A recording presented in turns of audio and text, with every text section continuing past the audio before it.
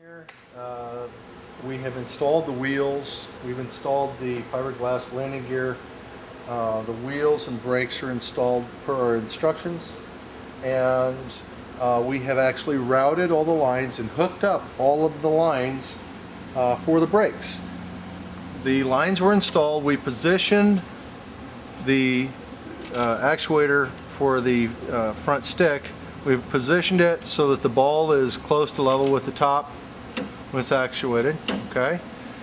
And we position this, there are two screws on the back side, and that's what controls the tension here. So what we did is we loosened these up, and that allowed us to slide it down into position and then snug them back up when the ball is level, okay? For the lines, you can see we have the fitting turned so that it touches the stick. We could turn it away, and that makes it further away. We actually want it directly in line with the stick so that when the stick's moving, that the line is very close and sticks close to the joystick. There will be a tie wrap right down here when we're done bleeding. You can see that the lines come out of the fittings. These are all snugged up already. They come down here, and then there's an interconnecting tube between the front and rear sticks on a Challenger 2. All right? And you can see we simply have the line secured with tie wraps on the side of the interconnecting tube. Okay? Then we come back here to the rear stick, and you can see that what we did was we jumped over, we got a tie wrap here, and then right down underneath the pivot point here, we just bring it across, and then we put another tie wrap and we hold it to the side of this tube. Okay, this is the rear push-pull tube. All right, and we've got spacing probably 6 inches in between tie wraps.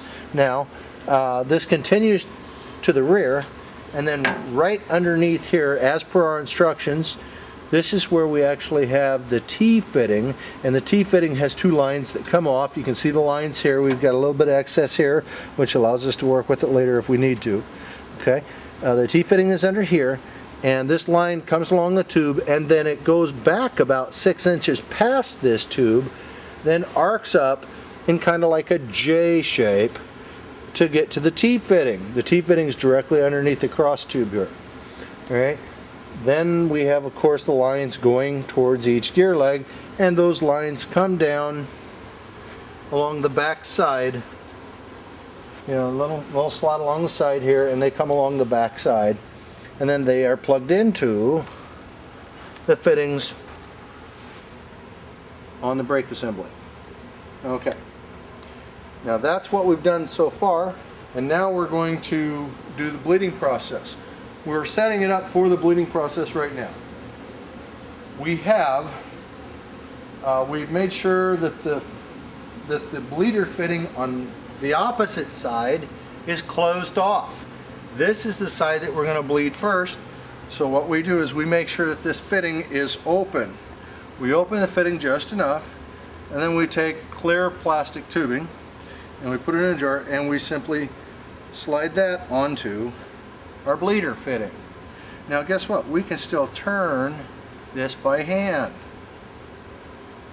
The fitting. The fitting. We can turn the fitting by just turning the hose. So we can shut it off if we need to. Is the hose tight over there, over the fitting? It's just snug, okay? But we can turn it. So I'm going to open it up just a little bit. And we use the clear tubing on one side because this is going to allow us to see, during the bleeding process, to see little air bubbles as they come through the line.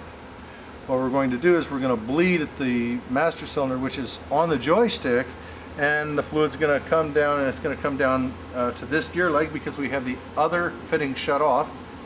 So it's going to come down here, and it's going to go into the brake assembly, and then it's going to bleed off and go into our jar. Well, we're going to be able to see, because we're using clear line, the little air bubbles, and we're going to look, and as soon as we're sure that the air bubbles are out of the system, we're going to shut this fitting off. We're going to remove this line, we're going to put it on the other side, open that bleeder fitting, and then do the exact same thing again. Okay? Alright, so here's what we're going to do. Okay. Alright, okay, if you look on the inside here, I've got my oil can, which I have loaded up with the automatic transmission fluid Dextron 2 or 3.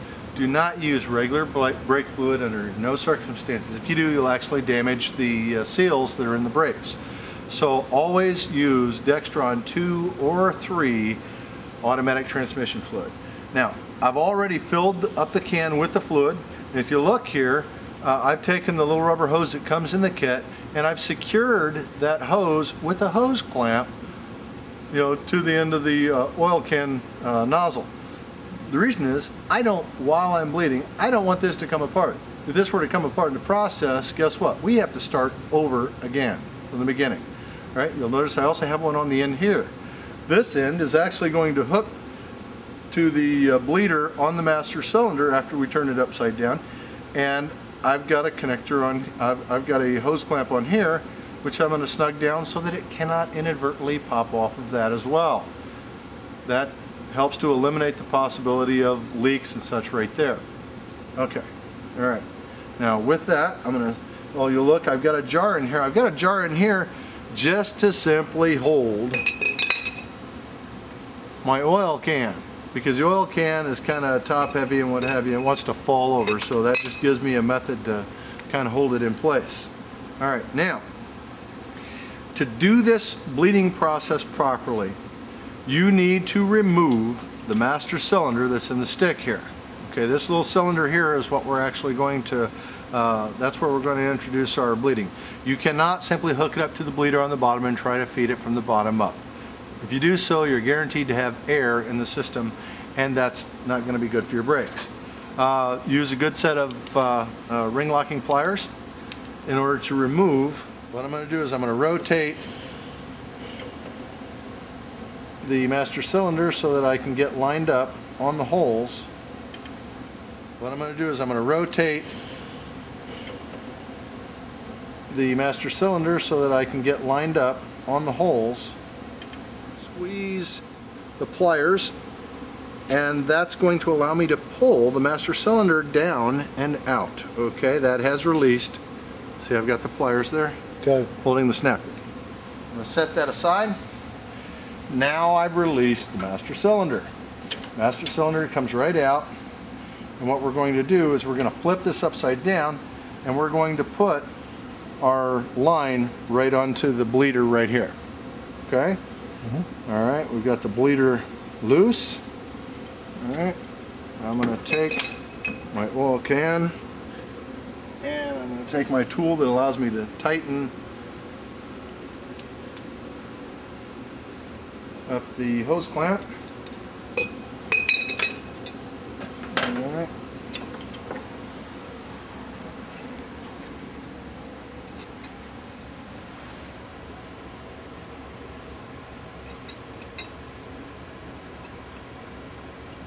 And I'm going to slide the material over the bleeder, and then I'm going to snug it down. Now this just stays like that for both sides, huh? For both sides, yes.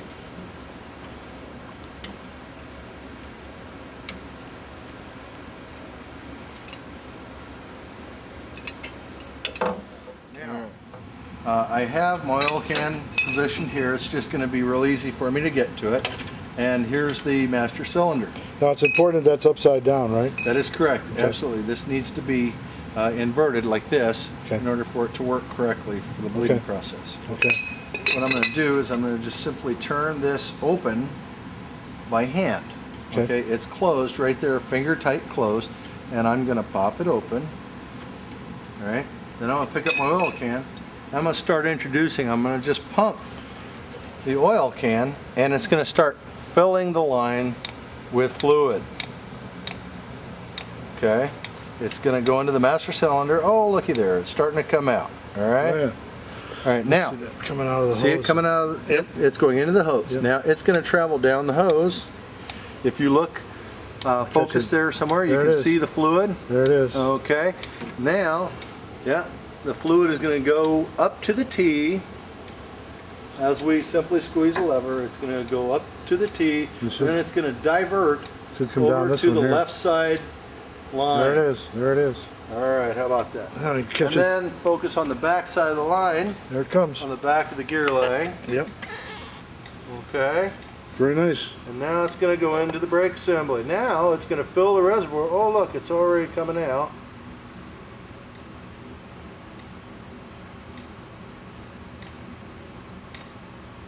I don't see any air though. You don't Oh, see yeah. air bubble? I Oh, see a look, bubble. here comes an air bubble. There's a bubble. There's a bubble. Just one bubble. Right, hang on.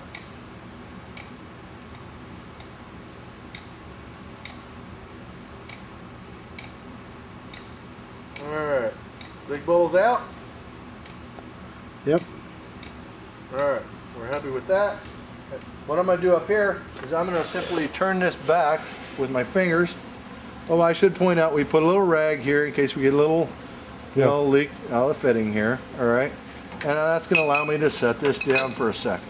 Okay? Alright, now I'm going to go ahead and shut off this bleeder. Now, what's to keep that from bleeding air back in there while? I've shut it off down there. Okay. I've shut it off at the front. Okay? Okay.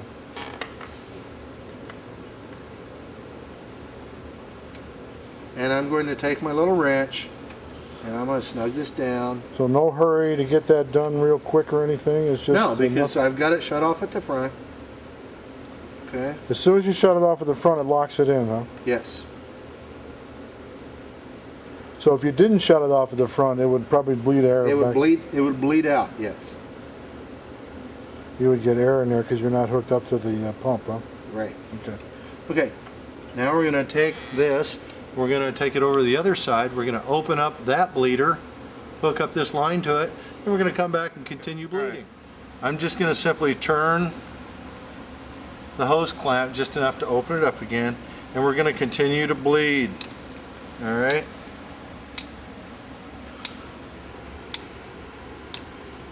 Now we're going to look This will down go. the other side. Look. Oh yeah. am I Oh missing yeah. it? Yeah. Yeah. Yeah. Okay. Okay. Because I'm gonna that do was this. that was already bled, that main one, right? Yeah. Yeah. There goes an air bubble there. All right. There's another bubble. Another bubble.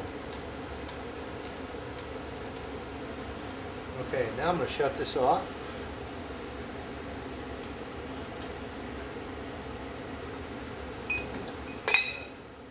Oh, you're on. Tightening. All right. We're locking down the bleeder fitting for this wheel, and it's just snug. All right. Now, in the process, we just bled the second wheel. Guess what? We do a little searching here. We're looking through the line.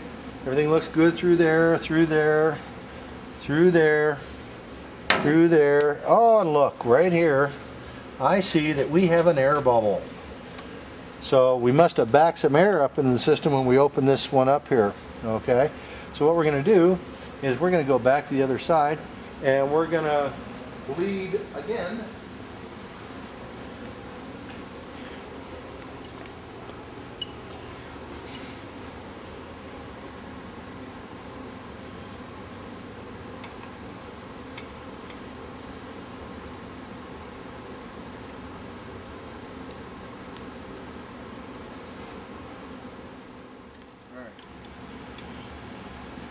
All right, bleeder's open, Okay. and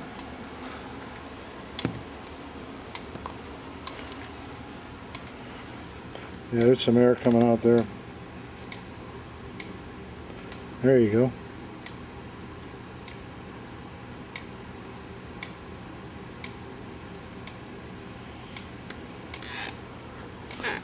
do our air bubbles come out? Yeah.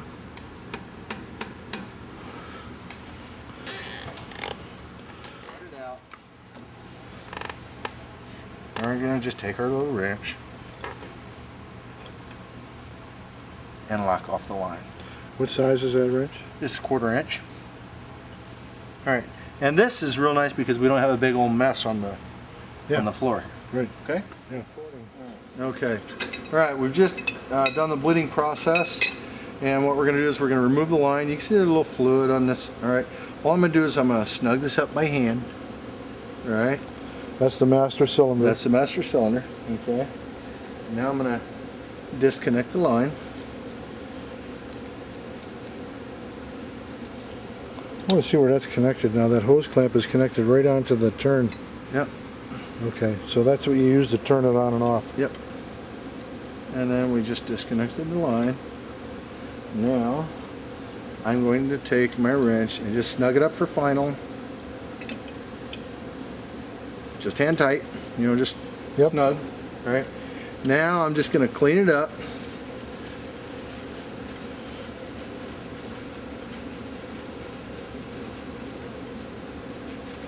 Okay.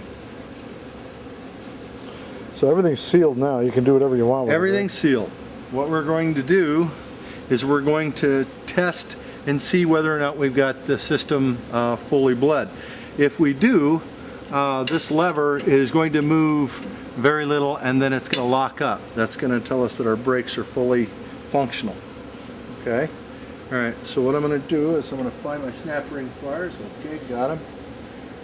Alright. And I'm going to have the snap ring pliers in place up here. Let me turn them around where I can get a grip on it. Okay. Alright. And I'm going to put the master cylinder back up in the holder. And go ahead and come around to the other side where you can see it. Okay. And I'm going to... There's a little ring, there we go. There's a little ring on the snap ring, or excuse me, on the master cylinder that allows us to seat onto this, or the ring seats onto the master cylinder. All right? Yeah, okay. All right, on? Yep. We're running. Okay. All right. The snap ring is in place. Make sure it's fully seated. Look around the perimeter, make sure that it's seated properly. All right? Now we should be ready to go, huh? Yeah, now we're ready to test it, okay? And to test it, we simply squeeze the handle.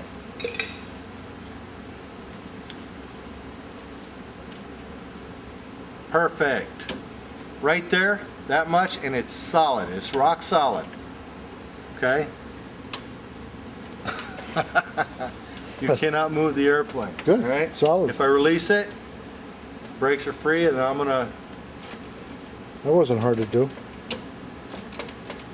Okay. And there you have it. You have hydraulic Super. disc brakes. Solid. We are ending this segment. Okay, we just tested the brakes. We know that the brakes are working correctly. Everything's totally sealed. So what we're going to do, come back around here so you can see.